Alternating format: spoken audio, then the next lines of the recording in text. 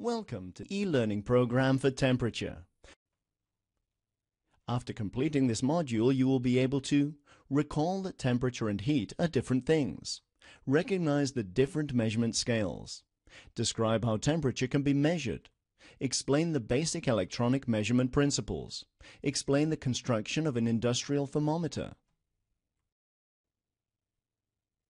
Heat and temperature are not the same thing. Heat is a measure of energy in joules. Temperature is a measure of the kinetic energy of the molecules in a substance.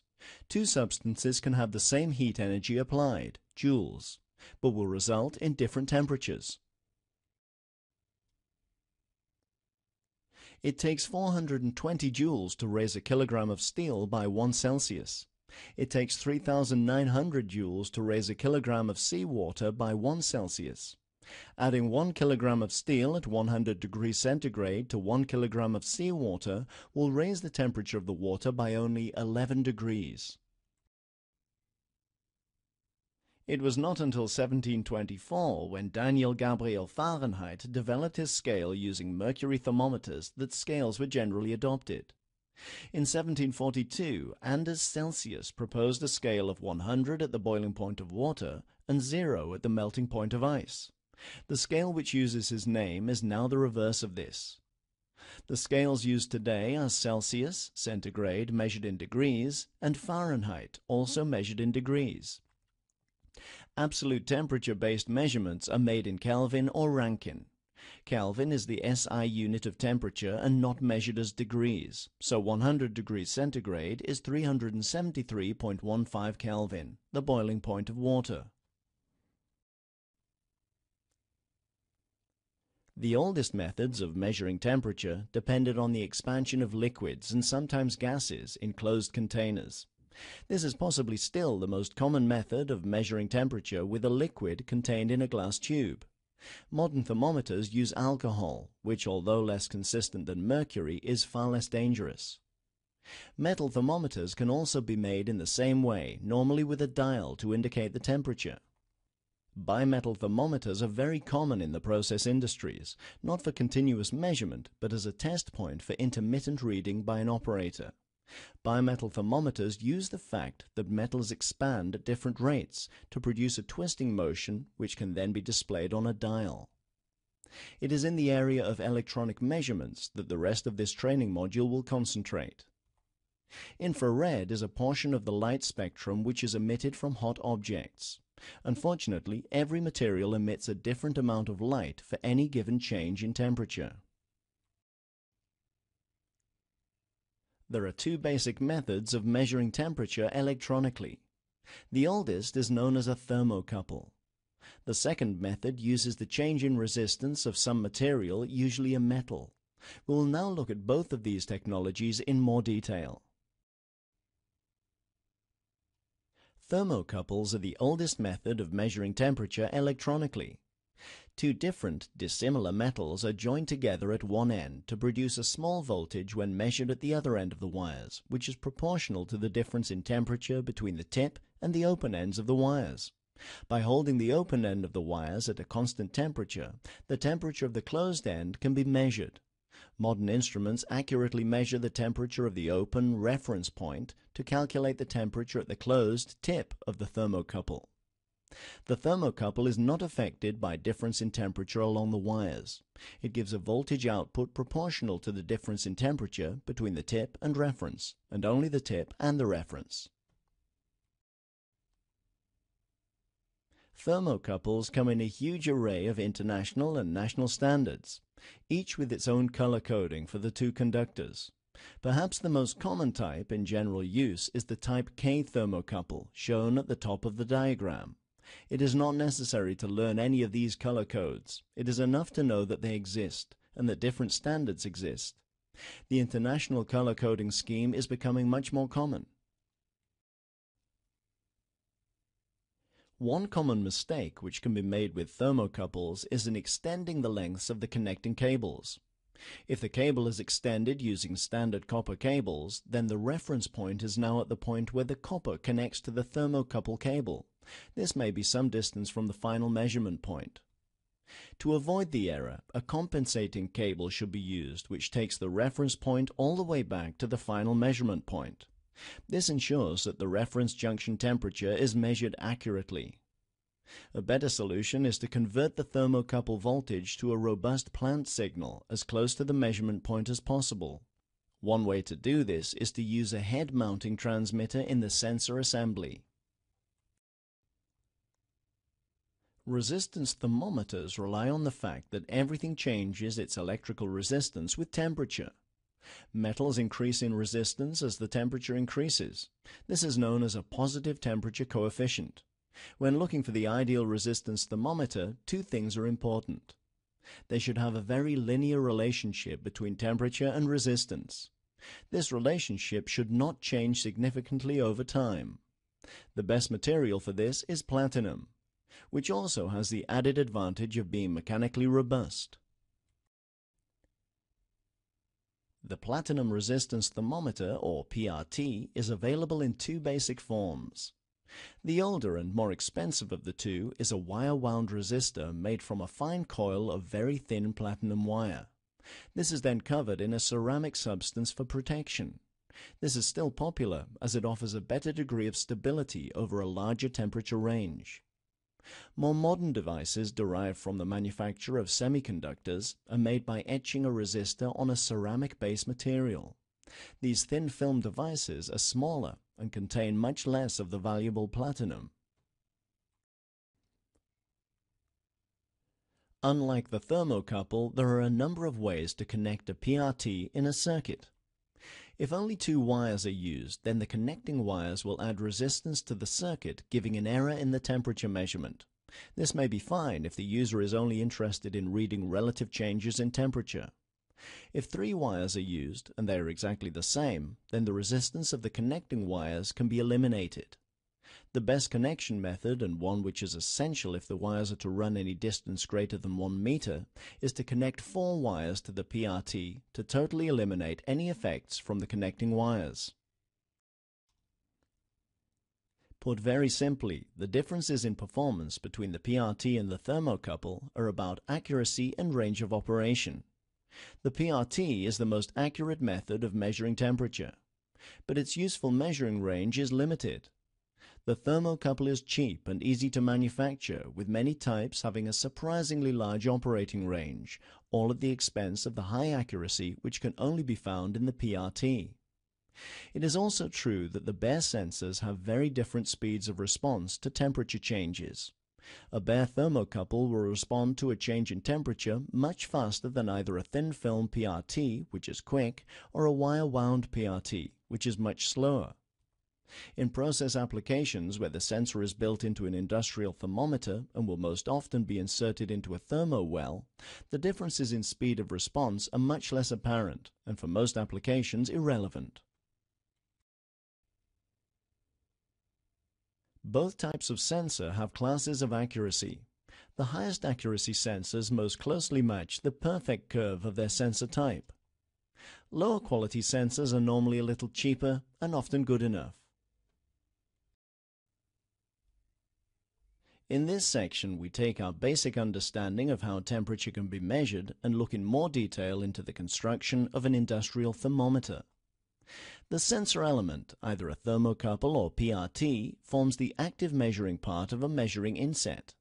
This inset, made from mineral-insulated cable, is the most important part of the thermometer. The rest of the metal components can be considered as packaging to protect the inset. The Thermowell protects the inset from the process fluid. Thermowells also allow the inset to be removed for maintenance without breaking any seal in the process pipework or vessel. In some industries, the Thermowell is as, or even more, important than the rest of the thermometer. The extension tube lifts the head of the thermometer away from the potentially hot pipe or vessel. Various designs of extension tube exist with many different extension lengths. If in doubt, an extension of 150 mm is usually perfectly adequate. A parallel thread at the head and a locking screw allow the head to be tuned 360 degrees for ease of installation. The head protects the connections at the top of the inset, and again these are available in a wide range. At its most basic, the head needs to keep the weather out. At its most sophisticated, it may need to allow for a display and be robust enough to withstand an internal explosion.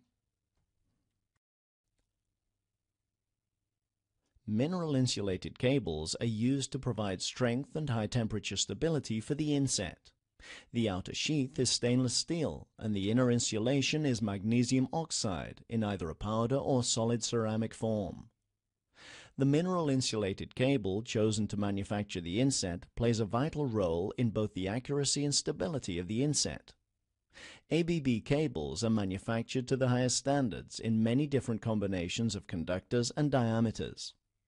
Using the best quality magnesium oxide, ceramic insulation material ensures that the conductors are electrically isolated from each other over the lifetime of the inset. Ensuring that the cable insulation is always dry ensures that the inner conductors do not corrode over time. The inset is the thermometer. What at first looks simple involves delicate and precise manufacturing to produce the best inset on the market. The PRT is attached to the hot end of the cable by laser welding, ensuring that no contaminants are present. Alternatively, two conductors are laser welded together to form a thermocouple, again ensuring a contamination-free joint. The sensor is then sealed into the cable by laser welding a cap over it. Laser welding of the hot junction and the cap is unique to ABB, giving the advantages of strength, consistency, and contaminant-free construction. The cold end of the inset is finished with connecting wires or a connection block. Spring loading is important to accommodate the many minor tolerances in the rest of the construction and the Thermowell. This ensures that the inset is pushed into the end of the Thermowell, giving the best possible thermal contact. Two international standards exist for spring loading: the American center spring and the European double spring. The choice is largely technically irrelevant, as both perform their function well. The customer, however, may have a preference. It is not necessary to have a head-mounting transmitter in a sensor assembly. However, where it is possible, it eliminates many potential errors from running weak signals over long distances. The head-mounting transmitter is very compact and requires very little power. It converts the weak signals into a robust plant communications protocol. Two reasons exist to fit the inset into a Thermowell. The most common is to be able to remove and replace an inset without shutting down the plant. The other is to protect the inset from the fluid in the process pipe or vessel. Two basic styles of Thermowell exist. The first, often referred to as a pocket, is made from stainless steel pipe, sealed at one end by welding a cap on and connected to the process plant via a screw thread or a flange. The second is more complex to make and is for much more demanding applications. A solid bar of stainless steel or other suitable material is drilled very accurately to within a centimeter of the end. The bar is then machined to give exactly the correct dimensions. Finally, a flange may be welded to the bar. Some industries place more emphasis on the correct Thermowell, material, welding, and documentation than on the rest of the thermometer. The Thermowell is, for them, an integral part of the safety of their process plant, and compromise is not an option. The complete package for mounting in a process pipe or vessel. The choice of protection head depends very much on the needs of the customer. The head illustrated is the highest level of protection ABB offer.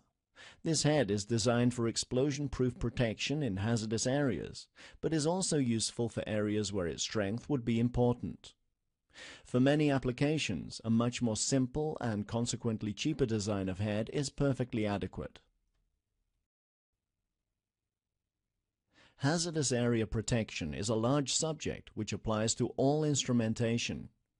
Temperature measurement systems are no different in this respect. The plant operator will designate zones of protection and decide on the most appropriate method of protection for their plant. Sensor signals are weak and may be subject to degradation over long cable lengths due to electrical losses and noise.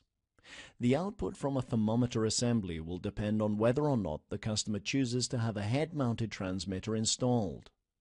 There may be good reasons why the customer prefers not to have this, but most often the best solution is to include a transmitter in the head of the temperature assembly. Plant protocols are strong and are far less subject to losses and interference.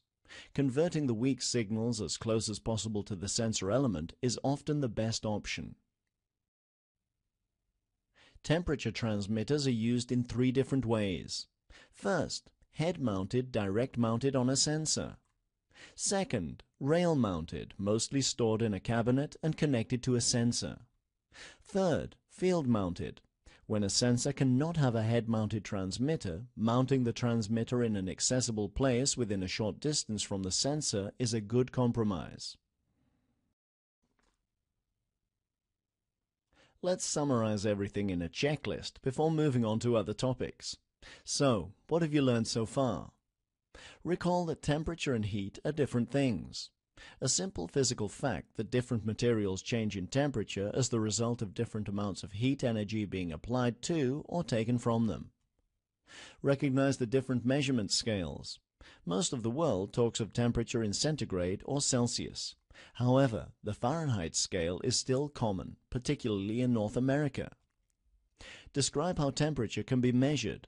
The basic principle that many physical properties change with temperature and how these can be used to manufacture an instrument.